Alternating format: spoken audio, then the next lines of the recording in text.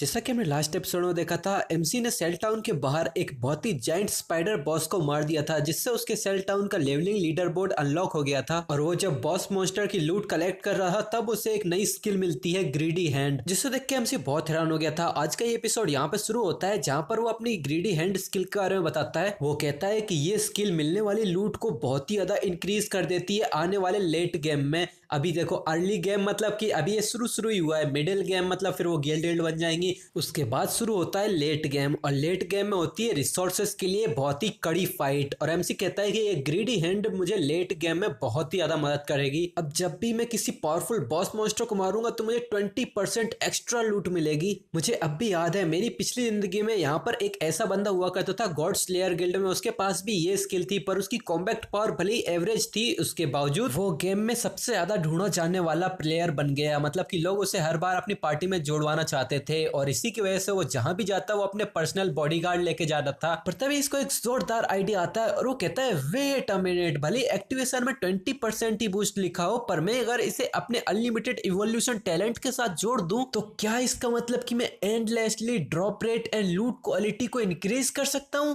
फिर हमारा scene change होता है, हमें एक ऐसी बिल्डिंग्स टाइप का एरिया दिखाते हैं जो देखने से तो किसी कॉलेज का एरिया लग रहा है। वहीं पर ही अपने एमसी की बहन अपनी दोस्त के साथ चल रही है। उसकी दोस्त कहती है, सायू क्या तुम अपने भाई को कॉल करके उससे माफी नहीं मांगने वाली? कल हमने सॉन्गफाई को सपोर्ट करने के लिए सीक्रेटली एग्जाम को भी स्किप कर दिया, तुम्हारा भाई जरूर बहुत ही ज्यादा एंग्री होगा। तो सायू भी गुस्से में कहती है, मैंने कुछ गलत नहीं किया तो मैं क्यों माफी मांगू? अगर ये उसकी वजह से ना होता तो कल हम टाइम पर एंट्रेंस पे पहुंच जाते, नहीं तो हमें मिस करने की कोई जरूरत ही नहीं पड़ती, ये सारी उसी की गलती है, अगर माफी मांगनी है तो उसे ही मांगनी चाहिए। तो उसकी दोस्त कहती है, ओह ऐसा क्या? पर कभी कभी वो तुम्हें इतने अच्छे से ट्रीट करता है ना, तो मुझे इससे बहुत जलन होती है कि तुम्हारे पास इतना अच्छा भाई है। तो सावी इसकी बात काटते हुए कहती है, उसकी वजह से तो मेरी जिंदगी नर्क बन रखी है, पूरे दिन मेरे काम में उसका रोकना टोकना चलता ही रहता है, वैसे भी मेरा कोई वो रियल ब्रदर नहीं है, मेरे लिए तो ब्रदर सॉन्गफाई काफी है। तो उसकी दोस्त भी टॉपिक बदलने के लिए कहती है, हाँ वैसे सावी ये तुम्हारे फेस के साथ क्या हुआ? तो कहती है, मैं फिसल गई थी और गिर गई। तभी उसके दोस्त कुछ सामने बहुत ही हैरानी से देखती है, वहां पर बहुत ज्यादा भीड़ लगी हुई थी। तो ये कहती है कि ये हमारे क्लासरूम के आगे इतनी बड़ी भीड़ क्यों लगी रखी है? और ये जब अंदर घुसते हुए आगे जाने लगती है और वो जब सामने देखती तो वहां पर एक बच्चा डेस्क के ऊपर इनविजिबल सा हो रखा था। ये सारे उसके बगल के दोस्त भी उसे उठाने की कोशिश करते हैं, पर वो उठ ही नहीं रहा था। तो सायू की दोस्त बगल वाले बच्चे से पूछती है, ये क्या हुआ? सांगवे आधा ट्रांसपेरेंट कैसे हो रखा है? तो उसके सामने वाला क्लासमेट कहता है, मुझे पक्का तो नहीं पता, पर ब्रदर वेंग ने पहले हमसे कहा था कि उन्हें छोटी सी नींद लेनी है, तो वो सो रहे हैं थोड़ी देर के लिए। जब हमने पीछे मुड़ के उनको देखा तो ऐसी आधे से ट्रांसपेरेंट हो रखे थे। दूसरा बच्चा बताता है, हाँ और ऐसा कुछ नहीं है कि ये बस इकलौता केस है, पूरे इंटरनेट पे ऐसा ही कुछ दिखाया जा रहा है, पूरे वर्ल्ड वाइड में ऐसे बहुत सारे लोग ये सब एक्सपीरियंस कर रहे हैं। कुछ एक्सपर्ट्स का कहना ये है कि जैसे ही तुम सोते हो वैसे ही तुम ये आधे ट्रांसपेरेंट फैंटम जैसी स्टेट में पहुंच जाते हो और किसी को नहीं पता कि ये अभी क्यों हो रहा है। तो सायू की दोस्त कहती है कि मुझे अपने पेरेंट्स को कॉल करके उन्हें इसके बारे में वार्न करना पड़ेगा। सायू तुम भी अपने ब्रदर को कॉल कर दो जस्ट इन केस। तो सायू गुस्से में कहती है, जैसे कि मैंने कभी उसे पहले कांटेक्ट किया ही है, इसके जैसा बंदा, ये तो बेहतर होगा कि वो ऐसे ही मर जाए। तो ओ भाई ये कुछ ज्यादा ही जहरीली नहीं है? जब भी मुंह खोल रही है बस जहर ही उगल रही है। दूसरी तरफ एमसी को एक नोटिफिकेशन आती है कि तुम्हारी greedy hand skill successfully evolve हो चुकी है, वो ब्राउन से गोल्ड रैंक पर पहुंच चुकी है। ये अब भी एक असेसन स्पेशल स्किल है। पहले जहां इसमें 20% चांस होते थे एक्स्ट्रा लूट मिलने के, वही चांस अब इंक्रीज होकर 70% हो चुके हैं। फिर एक नोटिफिकेशन आती है कि तुमने ग्रीडी हैंड को लर्न कर लिया है, इसके आगे +2 लिखा है, तो शायद इसका मतलब कि ये ग्रीडी हैंड लेवल 2 पर पहुंच चुकी है। हाँ अभी तो यही समझ लो, अगर बाद में कुछ और हुआ तो मैं बता दूंगा। इसके बाद अपने एमसी का हाथ ट्रांसफॉर्म सा होने लगता है, उसका हाथ में बहुत सारा लाइट चमकने लगती है, बहुत सारी रिंग्स उसके हाथों में आने लगती हैं, उसकी कलाई पे अजीब अजीब से लेटर्स बनने लगते हैं। फिर 2 नोटिफिकेशंस आती है कि तुमने सक्सेसफुली ग्रीडी हैंड को एक्टिवेट कर लिया है, और वो अपने इस ग्रीडी हैंड का इस्तेमाल करता है उसके सामने पड़े बॉस मॉन्स्टर पे, जिससे उसे 2 इवोल्यूशन पॉइंट और 46 दिनों की ट्रेडेबल लाइफ स्पैन मिल जाती है। जिसे देख के अपने एमसी बहुत खुश हो जाता है और वो हंसते हंसते चिल्लाता है, नॉट बैड, मुझे और 2 इवोल्यूशन पॉइंट मिल गए। ग्रीडी हैंड को +3 पर पहुंचाने के लिए मुझे 3 इवोल्यूशन पॉइंट चाहिए। गुड, जल्दी मैं 100% एक्स्ट्रा लूट पा पाऊंगा। फिर एमसी शैडो स्नीक का इस्तेमाल करते हुए गायब सा होने लगता है, और वो गायब होते होते कहता है कि अब तक वर्ल्ड गवर्नमेंट को इस सिचुएशन के बारे में पता चल गया होगा, अब इस गेम में सुनामी की तरह ज्यादा से ज्यादा लोग घुसते चले जाएंगे, मुझे अपनी प्रोग्रेस को और तेज करना पड़ेगा, और अभी के लिए जिन इक्विपमेंट्स को मैं इस्तेमाल कर सकता हूँ वो सारी एक्विप कर लेता हूँ। फिर वो एक ब्राउन्स रैंक का करोसिव डैगर जो अटैक पावर को 35 से और एजिलिटी को 4 से बढ़ा देता है, जिसके लिए लेवल 1 की रिक्वायरमेंट है, उसे एक्विप कर लेता है। फिर एमसी अपने स्टेल्थ मोड में चलते चलते बताता है कि गवर्नमेंट को ये सब पता चलने में ज्यादा समय नहीं लगेगा कि इस गेम से स्किल्स और इक्विपमेंट्स को रियल वर्ल्ड में भी लाया जा सकता है। जब ऐसा होगा तो पूरी दुनिया में छीना झपटी, तबाही और केओस का माहौल छा जाएगा। और स्किल्स और इक्विपमेंट्स को इस गेम से बाहर निकालने के लिए 2 कंडीशन को पूरा करना जरूरी है। पहली कि तुम्हें लेवल 10 तक होना चाहिए और दूसरी कि तुम्हारे पास इनफ ट्रेडेबल लाइफ स्पैम होनी चाहिए। पर यहाँ छोटे छोटे मॉन्स्टर्स से ग्राइंड करने में मुझे बहुत ज्यादा समय लगेगा, तो मुझे ताकतवर बॉसेस को ही ढूंढना पड़ेगा। तभी दूर से आवाजें आने लगती है, हाँ ये ले, इसे जल्दी डॉज करो।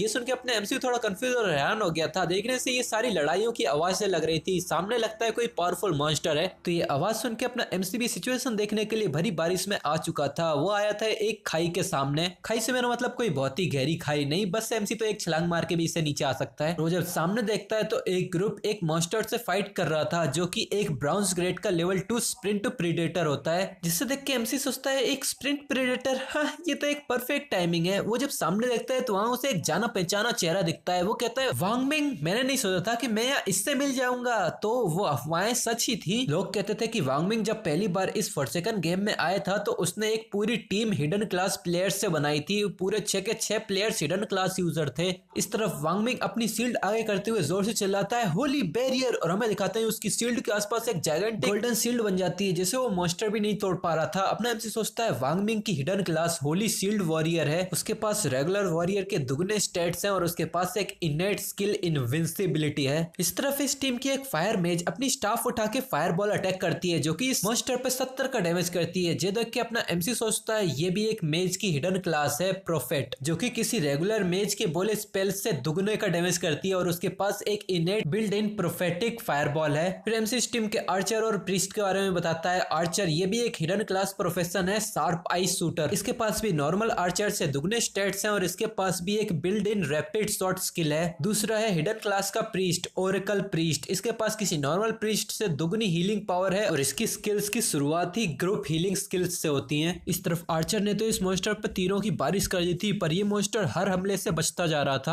आर्चर का एक भी हमला उस मॉन्स्टर से हिट नहीं हुआ था और मॉन्स्टर के एक और हमले से वांग मिंग की शील्ड टूट जाती है। ये देख के आर्चर चिल्लाता है, डैम, ये मॉन्स्टर तो कुछ ज्यादा तेज है, मेरा एक भी तीर उससे टकरा ही नहीं रहा है। इस तरफ वांग मिंग जो कि अपने घुटनों पे आ चुका है, उसे प्रीस्ट हील कर रहा है। वो जोर से चिल्लाता है, हीलर्स मुझे जिंदा रखो और बाकी सब हमला जारी रखो, हम धीरे धीरे करके इसे हरा ही देंगे। जो देख के एमसी सोचता है क्या धीरे धीरे करके इसकी एक एक हेल्थ कम कर रहा है, ये तो सच में ऑप्टिमिस्टिक है। पर ये एक चीज भूल गया कि ये अभी जंगली एरिया में है। अगर ये बैटल ऐसे ही चलती रहती है तो बाकी मॉन्स्टर भी अट्रैक्ट होते रहेंगे और होता भी ऐसा ही है। जंगल में हमें दिखाते हैं कि कुछ मॉन्स्टर इन्हीं की तरफ आ जाते हैं। नीचे वांग मिंग भी इन 2 डिस्कस्टिंग मॉन्स्टर्स को देख के बहुत हैरान हो गया था, जिन्हें देख के अपना एमसी सोचता है एक करप्टर, ये लेवल 2 का रेगुलर मॉन्स्टर है जो पूरी तरह से ब्राउन स्लाइम जैसी चीज में कवर रहता है। ये रेंज अटैक करता है, मतलब की दूरी वाले हमले। तभी वांग मिंग के सामने से एक बंदा अपनी तलवार लेकर गुजर जाता है और वो जोर से चिल्लाता है, बॉस बच के रहना। वो इन मॉन्स्टर पर हमला करने जाता है, उसकी तलवार इस मॉन्स्टर से टकराती भी है पर उसका हाथ तो बिल्कुल स्लाइम जैसे ऑब्जेक्ट में कन्वर्ट हो जाता है। और अपना एमसी देख के सोचता है,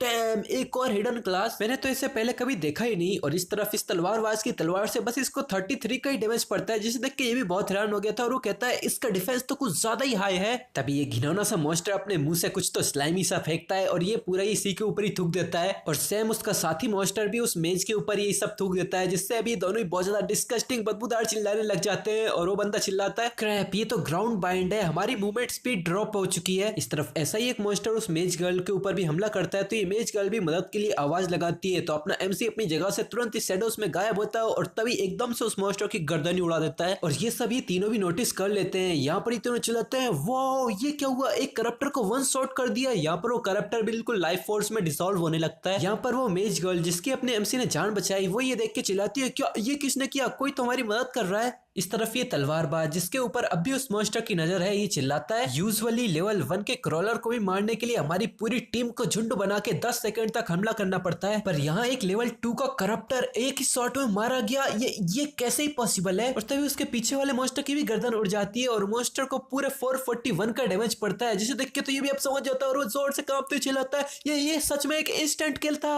वो अपने बगल में खड़ी मेज गर्ल जिसका नाम लीजी था उससे चिल्लाता है, क्या तूने इसको देखा, क्या तुझे पता चला कि वो कौन था तो मेज गर्ल भी चिल्लाती है नहीं। तभी वांग मिंग चिल्लाता है किस्मत से वो हमारी तरफ है, तो अब डिस्ट्रैक्ट मत हो और हमला जारी रखो, अब बस स्प्रिंट प्रेडेटर ही बचा है, तो अपनी हिम्मत बरकरार रखो। और दूसरी तरफ अपना एमसी भी एक पेड़ पे जाके बैठ जाता है। एक नोटिफिकेशन आती है कि तुमने 2 लेवल 2 के करप्टर्स को मारा है, तुम्हें 40 एक्सपीरियंस पॉइंट मिले हैं, तुम्हें एक इवोल्यूशन पॉइंट मिला है और कॉमन रैंक की एक स्किल बुक मिली है वेनम डर्ट, और 8 दिन की ट्रेडेबल लाइफ स्पैन भी मिलती है। जिसे देख के अपना एमसी सोचता है क्या वेनम डर्ट, ये मिड रेंज के लिए एक पॉइजन डैमेज स्किल है, परफेक्ट, इसे तुरंत इवॉल्व करो। और ये तुरंत इवॉल्व हो जाती है। अब ये सिल्वर रैंक की पॉइजन डार्ट स्किल है जिसके आगे +2 लिखा है। ये असेसन क्लास की स्किल है जिसमें डेडली पॉइजन डार्ट्स को फेंका जाता है और इसकी मैक्स रेंज है 14 मीटर की। डार्ट हिट होने पे 120 का अटैक डैमेज देगा और इन्फ्लिक्ट कर देगा वेनम स्टेटस, मतलब अटैक के साथ साथ पॉइजन भी कर देगा। फिर इसका कूलडाउन भी है 5 सेकंड का। इसकी रिक्वायरमेंट है लेवल 2। इसका वेनम हर सेकंड तक 50% का कंटिन्यूअस डैमेज देता है 5 सेकंड तक, और ये स्टैक नहीं किया जा सकता। यहाँ वांग मिंग उस मॉन्स्टर से लड़ रहा था और वो अपनी शील्ड से उसके एक टेंटिकल के हमले को रोक लेता है, पर उसका दूसरा टेंटिकल उसके पेट में घुस जाता है जिसकी वजह से वो शील्ड से भी बच नहीं पाता, तो उसका दूसरा हाथ भी वो उसके आर पार कर देता है जिससे वांग मिंग की भी चीखें निकल जाती हैं। यहाँ आर्चर वांग मिंग को चिल्लाता है और वो हीलर कहता है नहीं ये तो बहुत बुरा हुआ, मैं इतनी तेजी से उसे हील नहीं कर सकता।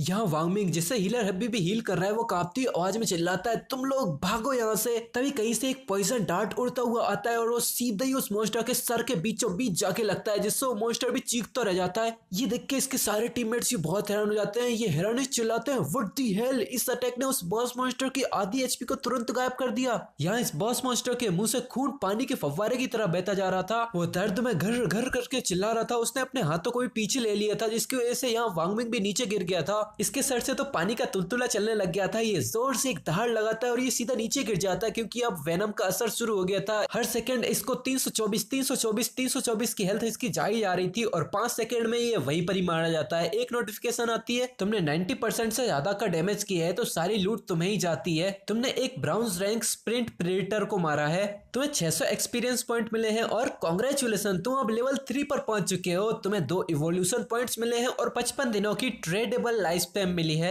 यहाँ अपना एमसी सोचता है कि मैंने नहीं सोचा था कि मेरी ये डार्ट्स का डैमेज मेरी क्लास की पैसिव स्किल को ट्रिगर कर देंगे। अब पत्थर फेंकने की कोई जरूरत नहीं है, स्टेल्थ में रह के मैं अनलिमिटेड डार्ट्स फेंक सकता हूँ और अब इस अर्ली और मिड गेम में मुझे रोकने वाला कोई नहीं होगा। यहाँ हिडन क्लास के प्रीस्ट ने वांग मिंग की जान बचा ली है, पर वांग मिंग अपने एमसी का डैमेज देख के बहुत घबरा जाता है। वो चिल्लाता है होली क्रैप, ये डैमेज, क्या ये बंदा सच में इंसान ही है। उस मॉन्स्टर के अंदर से लूट की लाइट निकल रही थी, मतलब कि उसी लूट में लाइफ स्पैम और उसकी सारी लूट होती है। तभी वो एकदम से गायब हो जाती है जिसे देख के ये भी बहुत हैरान हो जाता है और वो कहता है क्या लूट लाइट गायब हो गई।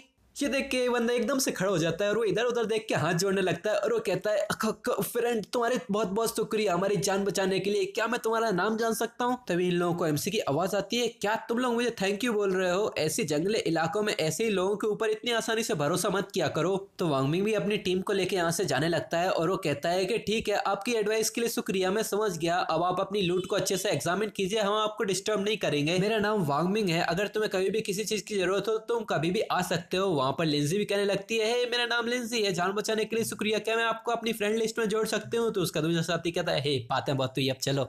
ये देख के अपना एमसी पहले तो लूट की लाइट को कलेक्ट करता है और वो सोचता है वांग मिंग थोड़ा रिलायबल तो लगता है, मतलब भरोसेमंद तो लगता है, प्लस उसके पास डाक्सिया गवर्नमेंट का सपोर्ट है और उसके पास बहुत सारे रिसोर्सेस भी हैं। मुझे अपनी चीजें बेचने के लिए एक स्टेबल जगह चाहिए होगी, तो मैं जो चीजें इस्तेमाल नहीं कर सकता वो इनको बेच सकता हूँ। तभी अपना एमसी इस लूट लाइट के ऊपर ग्रीडी हैंड का इस्तेमाल करता है जिससे एक नोटिफिकेशन बताते हैं कि तुम्हें 3 इवोल्यूशन पॉइंट मिले हैं, 55 दिन की ट्रेडेबल लाइफ स्पैन मिली है, तुम्हें इस स्प्रिंट प्रेडेटर का लेदर ग्रोव मिला है जो कि ब्राउन्स रैंक का आइटम है। फिर अपना MC sprint predator leather grove browns rank के आइटम को एक्यूप कर लेता है। ये एक असेसन क्लास का ही गियर है जो फिजिकल डिफेंस को 9 से, सारे एलिमेंटल रेसिस्टेंस को 5 से और कूलडाउन स्पीड को 15% से इंक्रीज करता है। जिन्हें देख के अपना एमसी सोचता है ये बहुत ही अच्छी लूट थी। फिर वो आगे बढ़ते हुए कहता है कि मेरे पास अब भी बहुत सारे बाकी क्लास की गियर्स और स्किल बुक्स पड़ी हुई हैं। एक बार जैसे ही मेरा बैग फुल हो जाएगा मैं तुरंत अपने टाउन के लिए वापस चला जाऊंगा ताकि मैं इन सब को लाइफ स्पैम के लिए ट्रेड कर सकूं। और वो एकदम सीरियस टोन में कहता है कि इस बार मेरी प्रोग्रेस अपनी पिछली जिंदगी से 100 गुना तेज है और सॉन्ग 5 जल्द ही मैं तेरे लिए भी आ रहा हूँ। ठीक है, तो अब इस एपिसोड को यहीं पर ही खत्म करते हैं। तो अब तुम लोग मुझे बताओ कि तुम लोगों को ये वीडियो कैसी लगी है। वीडियो पसंद आई तो लाइक कर देना। चलो मैं तुम लोगों को एक छोटा सा स्पॉइलर दे देता हूँ। आने वाले एपिसोड में एमसी की बहन भी इस गेम को ज्वाइन करने वाली है, तो क्या वो अपना एमसी उसकी मदद करेगा या उसे माफ करेगा, ये तो हम आगे ही देखेंगे। और हाँ, भले मेरा जुकाम ठीक हो गया हो पर मेरी आवाज अब भी थोड़ी सी भारी भारी सी लग रही होगी तुम लोगों को। पर हाँ, इतना तो चलता है। मैंने कोशिश किया आराम आराम से बोलने का, जितना हो सके उतनी नॉर्मल आवाज करने का। पर इसमें भी अगर तुम लोगों को कोई प्रॉब्लम हो तो अब मैं उसमें कुछ नहीं कर सकता। 1-2 दिन तो ऐसा ही चलेगा। ठीक है, तो वीडियो पसंद आई तो वीडियो को लाइक करो। ये सीरीज तुम लोगों को कैसी लग रही है कमेंट सेक्शन में बताओ। और हाँ, चैनल पे पहली बार आ रहे हो तो सब्सक्राइब करके रख लो, क्योंकि इस सीरीज को मैं कंटिन्यू करूंगा। और मिलेंगे तुमसे नेक्स्ट एपिसोड, तब तक के लिए बाय बाय।